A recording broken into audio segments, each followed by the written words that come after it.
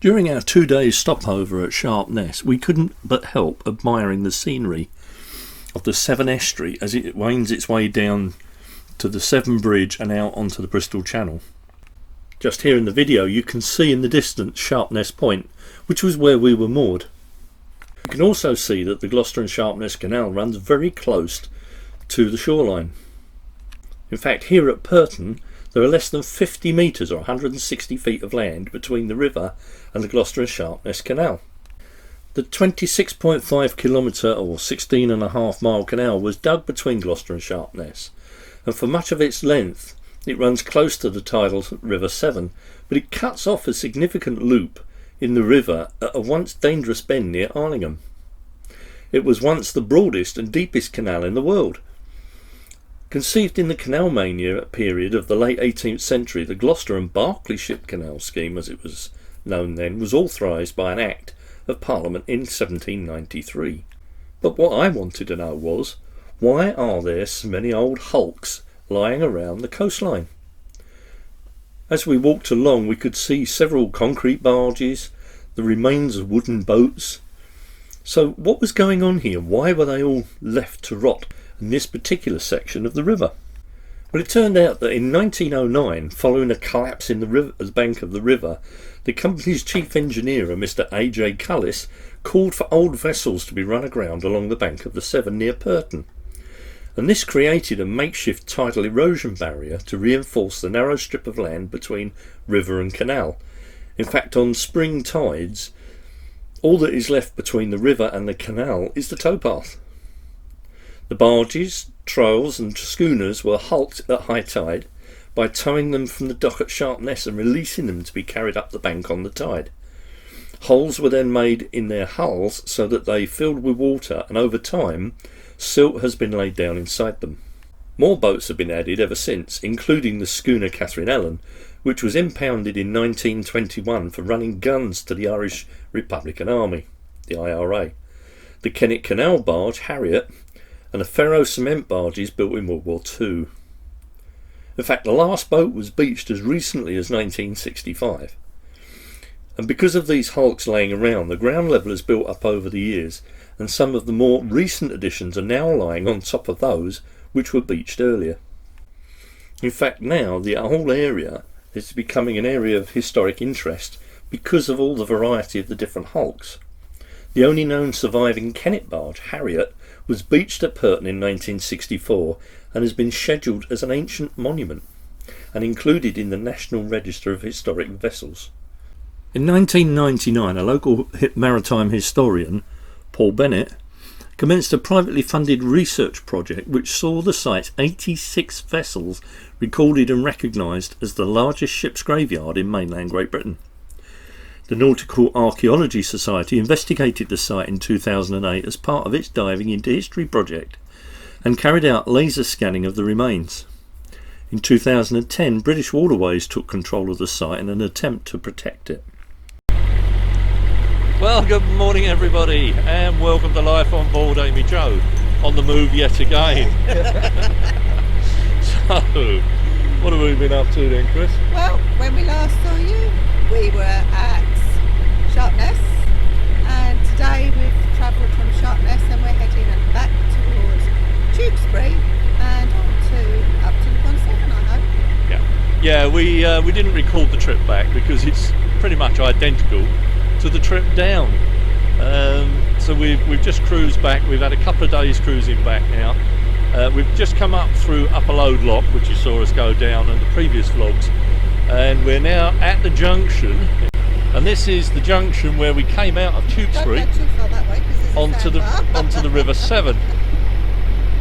So what we're doing now is we're going to go past that junction and we're going to cruise upstream on the River Severn towards Worcester. Is our next stop, hopefully, or actually before that we're going to get to Upton on Severn, which is home from home, because we live on Upton near Chester, or our house is. So this will be interesting. Anyway, folks, there's traffic on the river. I need to concentrate on what I'm doing, so we'll talk to you later. This imposing building, and look on the right hand side here, is Tewkesbury Waterworks, and the inlet for it is just there. The Waterworks is part of a £6.5 million project to replace 1.6 miles of water pipes under the Severn Ham with brand new ones to provide the area with a more resilient water supply. It came to national attention in July 2007 when it became inundated with water from the River Severn during the summer of the 2007 United Kingdom floods. Water coming into the plant was contaminated, and this led to the loss of tap water for approximately 150,000 people in Cheltenham, Gloucester and Tewkesbury. Now this impressive looking bridge up ahead looks quite modern, but in fact it's another of Thomas Telford's creation. It's a single iron span bridge built in when, Chris? 1825. It was built in 1825, but it looks, by today's standards, still quite modern.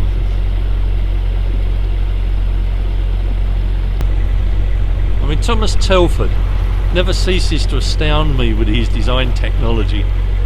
I mean, he's using, in his day, in 1825, a relatively new material, cast iron. And to build a bridge like this, in this design, just blows you away really, because it's quite modern looking.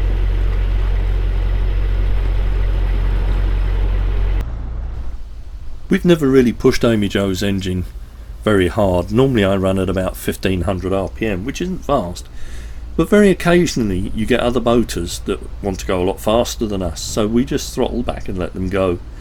Clearly this hire boat's got a deadline, but we haven't, so we let them go past.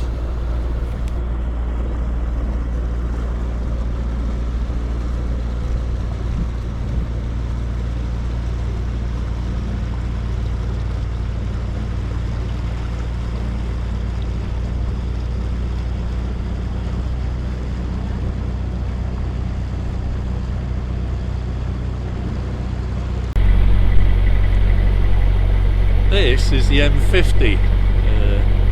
What a stark difference to the bridge of this one compared to the one that we passed earlier, made by Thomas Telford.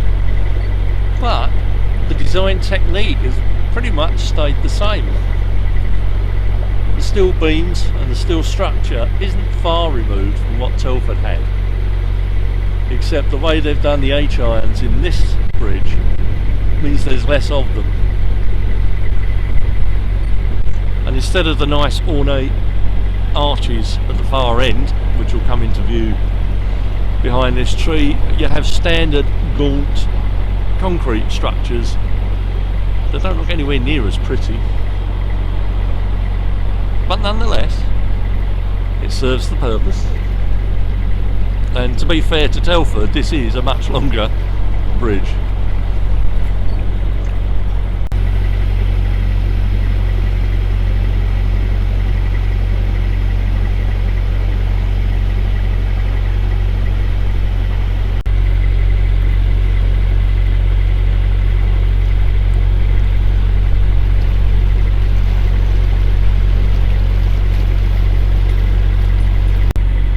From a distance, these remind me a little bit of the sea fault at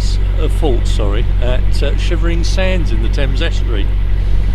They were a series of Second World War fortresses that were built to protect the estuary. And these look like miniature versions of them. I'm not quite sure what they are, but obviously for mooring up large ships by the look of them. There's several of them.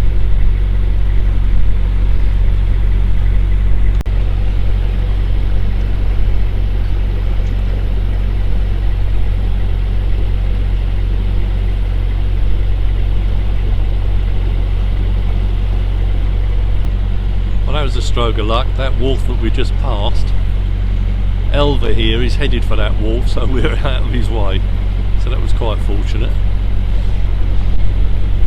But as you can see, he's fully loaded with looks like sand.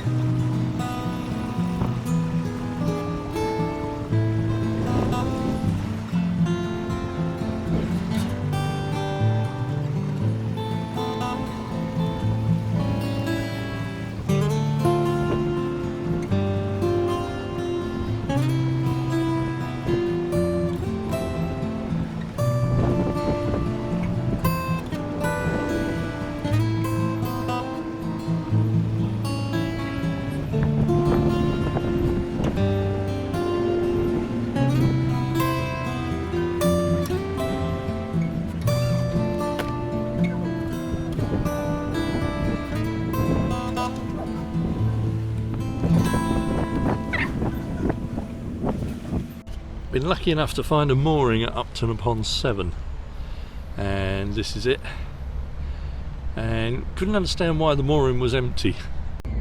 We've got a next door neighbour with us now, because with the moorings being so few and far between, it's common practice in these parts to raft up alongside other boats. In fact, we've been told they could raft up to 4 deep. Sorry, that's a tractor going past behind me. But what we hadn't bargained for, being a bank holiday weekend of course, is Upton's Festival of Light. 7 stages with musicians and bands and discos and what have you, from 5 in the evening till midnight, tonight, tomorrow and Sunday.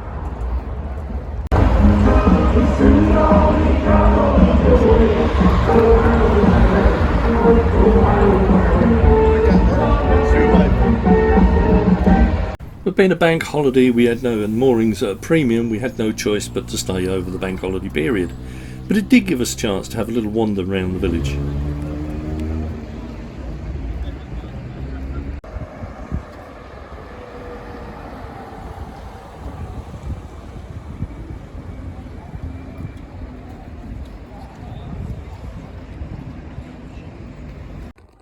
This is the Tudor House Museum, and we're outside in the garden. It was owned by a lady who passed away only 5 years ago, but she and her husband in years gone by collected so much stuff, it's now housed as a museum. It's gorgeous here. Well worth a visit. Well, we've carried on, we're moving on again, and today we're making for Worcester. Yes. We need some services, but we've just found out Diglis Locks basin rather, the services are out there, but I think we'll be alright for a few more days yet. But we're carrying on our cruise up the river, and with our full complement of crew. Yeah. So enjoy the cruise today, folks. One of the problems with cruising on the River Severn is the banks are quite high and quite overgrown, so there really isn't a lot to see, but occasionally you get little gems like that, just appearing through the gaps in the trees.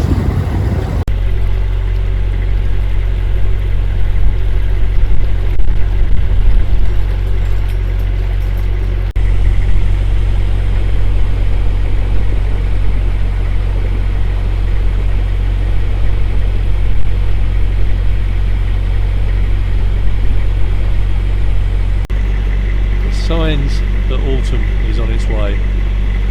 You just start to see the yellows and golds appearing in the trees. We are at the end of August, so I guess we'll be into autumn soon, but you can see the colours changing on the trees already. Just a slight hint of autumn coming in.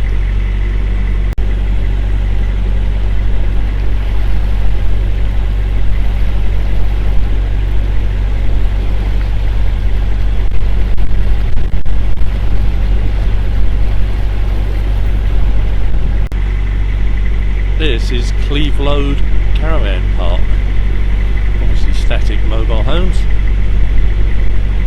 It's quite nice there. Must have some good views from up there, I would have thought.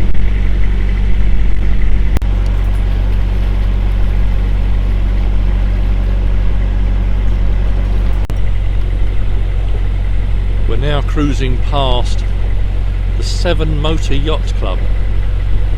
And I've got to say, there's some lovely vessels parked up here, especially this one. I wouldn't mind that one, but there's a few here.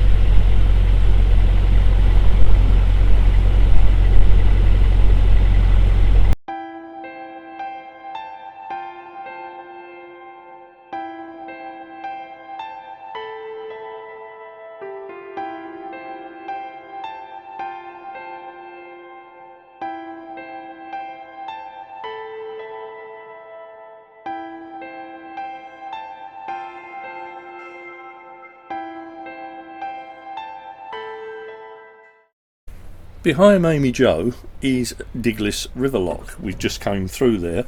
We called the lock keeper on the phone, and by the time we got there the doors opened and we came straight through.